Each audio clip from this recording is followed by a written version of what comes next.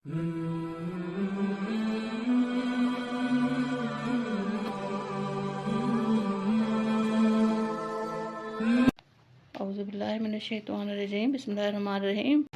सूरत जासिया तारुफ ये है कि सूरत में बुनियादी तौर पर 3 बातों का जोर दिया गया है। एक ये कि कायनात में हर तरफ अल्लाह ताला की कुदरत का कामला और हिकमत बालिग़ा की इतनी निशानियाँ फैली हुई हैं कि एक इंसान अगर वो माक़ूलियत के साथ इस पर गौर करे तो इस नतीजे पर पहुँचे बगैर नहीं रह सकता कि इस कायनात के खालिक को अपनी खुदाई के इंतज़ाम में किसी शरीक की कोई ज़रूरत भी नहीं है, लिहाजा उनके साथ किसी को शरीक ठहराकर उसकी इबादत करना सरासर बेबुनियाद बात है।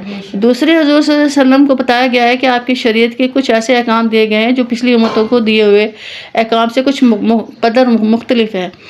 चूँकि ये सारे अहकाम अल्लाह ताला की तरफ से हैं, इसलिए इन पर किसी को ताज्जुब नहीं होना चाहिए। तीसरे ये सूरत में क़यामत के होलनाक मनाज़िर का नक्शा खींचा गया है। इसी सिलसिले में आयत नंबर 28 में फरमाया गया है कि क़यामत के दिन लोग इतने खौफज़दा होंगे कि डर के मारे घुटनों के बल बैठ जाएंगे। जासिया अरबी ज़बान में इन लोगों को कहते हैं जो घुटनों के बल बैठ जाते हैं। इसी लफ्ज़ को सूरत का नाम दिया गया है। बिस्मिल्लाहिर्रहमानिर्रहीम। हामीम। तंजीलुल किताबि मिनल्लाहिल अज़ीज़िल हकीम। इन्न फ़ीस समावाति वल अर्दि लआयातिल लिल मुमिनीन। ये सूरत मक्की है। इसमें 37 आयत और 4 रुकू हैं। ये किताब अल्लाह की तरफ से उतारी जा रही है जो बड़ा साहिब इक़्तिदार और बड़ा साहिब हिकमत है। हकीकत यह है कि आसमान और ज़मीन में मानने वालों के लिए बहुत सी निशानियाँ हैं। खुद तुम्हारी पैदाइश में इन जानवरों में जो इसने ज़मीन में फैला रखे हैं, इन लोगों के लिए बड़ी निशानियाँ हैं जो यकीन करें। नेज़ रात और दिन के आने जाने में और उस अल्लाह ने आसमान से रिज़्क़ का जो ज़रिया उतारा है, फिर से ज़मीन को उससे मुर्दा जाने के बाद नई ज़िंदगी दी। इसमें हवाओं की गर्दिश में उन लोगों के लिए बड़ी निशानियाँ हैं जो अक़ल से काम लें। ये अल्लाह की आयत हैं जो हम तुम्हें ठीक ठीक पढ़ कर सुना रहे हैं। अब अल्लाह इसकी आयतों के बाद कौन सी बात है जिस पर ये लोग ईमान लाएंगे। आयत नंबर 7 से 12 तक। बुरा हुआ हर उस झूठे गुनाहगार का जो अल्लाह की आयतें सुनता है जबकि वो उसे पढ़ कर सुनाई जा रही होती हैं, फिर भी वो तकब्बुर के आलम में इस तरह कुफ्र पर अड़ा रहता है जैसे उसने वो आयतें सुनी ही नहीं। लिहाजा ऐसे शख्स को दर्दनाक अज़ाब की खुशखबरी सुना दो। और जब हमारी आयतों में ये से कोई आयत ऐसे शख्स के इल्म में आती है तो वो इसका मजाक बनाता है। ऐसे लोगों को वो अज़ाब होगा जो जलील करके रख देगा। उनके आगे जहन्नुम है और जो कुछ उन्होंने कमाया ना वो उनके काम कुछ आएगा और ना वो काम आएंगे जिनको उन्होंने अल्लाह के बजाय अपना रखवाला बना रखा है। और उनके हिस्से में एक ज़बरदस्त अज़ाब आएगा। यह कुरान सरापा हिदायत है और जिन लोगों ने अपने परवरदिगार की आयतों का इनकार किया है उसके लिए बला का दर्दनाक अज़ाब है। अल्लाह वो है जिसने समंदर को तुम्हारे काम में लगा दिया है ताकि उसके हुक्म से उसकी कश्तियाँ चलें और ताकि तुम इसका फ़ज़ल तलाश करो ताकि तुम शुक्रगुज़ार बन सको। अल्लाह का फ़ज़ल तलाश करना कुरान करीम की इस्लाम में रोज़ी तलाश करने को कहा गया है, यानी समंदर के रास्ते से इंसान तिजारत करते हैं लोग। आगे है आयत नंबर 13 से 15 तक। और आसमानों और ज़मीन में जो कुछ है उस सब को उसने अपनी तरफ से तुम्हारे काम में लगा रखा है। यकीनन इसमें उन लोगों के लिए बड़ी निशानियां हैं जो गौर व फिक्र से काम लें। ए पैगम्बर, जो लोग ईमान ले आए हैं उनसे कहो जो लोग अल्लाह के दिनों का अंदेशा नहीं रखते, अल्लाह के दिनों का अंदेशा नहीं रखते से मुराद है जिनमें अल्लाह ताला लोगों को इनके अमाल की सज़ा या जज़ा दे, चाहे दुनिया में या आखिरत में। और मतलब यह है कि जो लोग इस बात से बेफिक्र हैं कि बल्कि उनकी बात का इनकार करते हैं तो कोई ऐसे दिन आने वाला है कि वह ज़रूर उनसे पूछा जाएगा ताकि इन लोगों को उनके कामों का बदला दे जो वो क्या करते थे। और जो शख्स भी नेक काम करता है वो अपने ही फ़ायदे के लिए करता है, जो बुरा करता है वो अपने ही नुकसान करता है। फिर सबको अपने ही परवरदिगार के पास लाया जाएगा। बेशक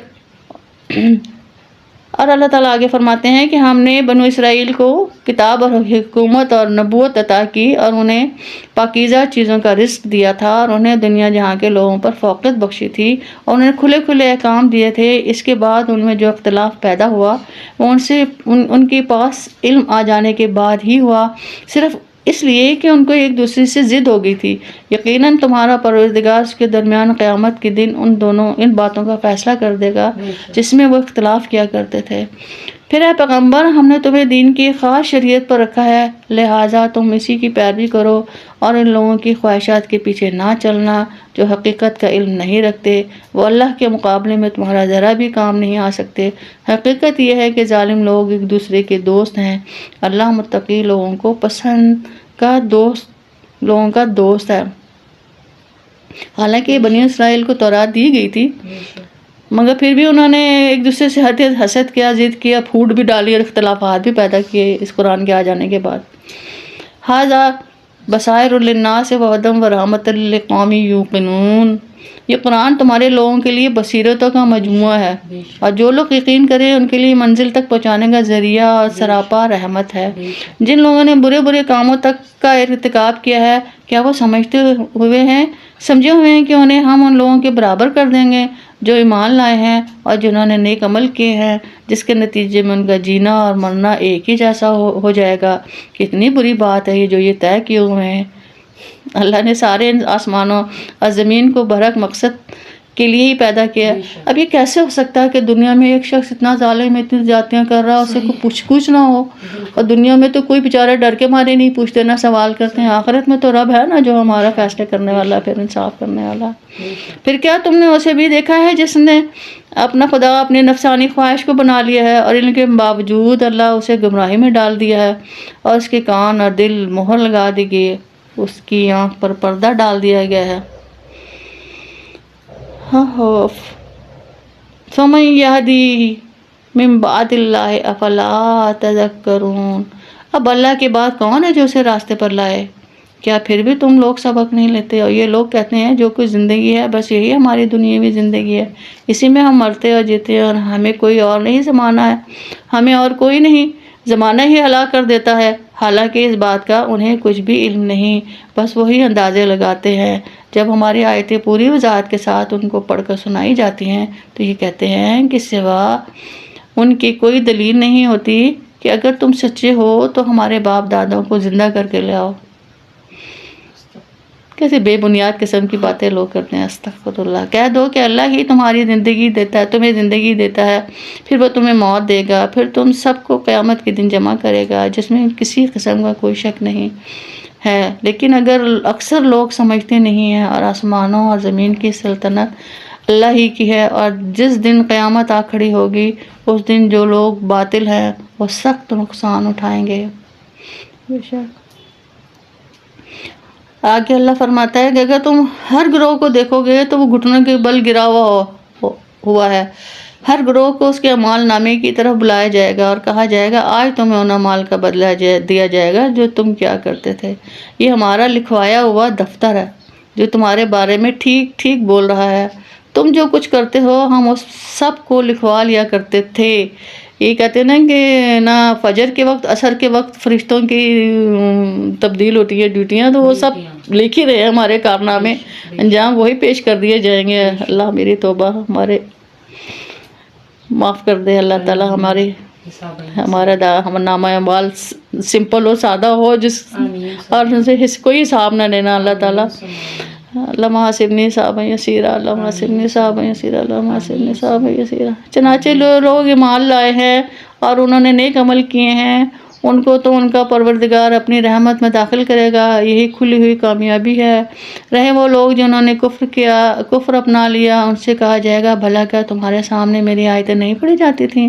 پھر بھی تم نے تکبر کیا اور تکبر سے کام لیا اور مجرم بنے رہے۔ اور جب تم سے کہا جاتا ہے کہ اللہ کا وعدہ سچا ہے اور قیامت وہ حقیقت ہے جس میں کوئی بھی شک نہیں ہے، تو تم یہ کہتے تھے کہ ہم نہیں جانتے کہ قیامت کیا ہوتی ہے۔ اس کے بارے میں ہم جو کچھ خیال کرتے ہیں بس ایک گمان سا ہوتا ہے اور ہمیں یقین بالکل نہیں ہے۔ حالانکہ مختلف مناظر دنیا میں بھی وہ دیکھتے رہتے ہیں، حالات کے اتار چڑھاؤ بھی دیکھتے ہیں، ایسی حالات بھی دیکھتے ہیں، پھر بھی انہیں کچھ عقل نہیں آتی۔ آگے آیت نمبر 33 سے 37 تک کی تشریح کہ اس موقع پر انہوں نے جو اعمال کیے تھے ان کی برائیاں کھل کر ان کے سامنے آ جائیں گی، اور جس چیز کا وہ مذاق اڑاتے تھے وہی ان کو گھیرے گی، اور ان سے کہا جائے گا آج ہم تمہیں اسی طرح بھلا دیں گے جیسے تم نے یہ بات بھلا ڈالی تھی کہ تمہیں اپنے اس دن کا سامان کرنا ہوگا، تمہارا ٹھکانہ آگ ہے، اور تمہیں کسی قسم کی مددگار میسر نہیں آئیں گے۔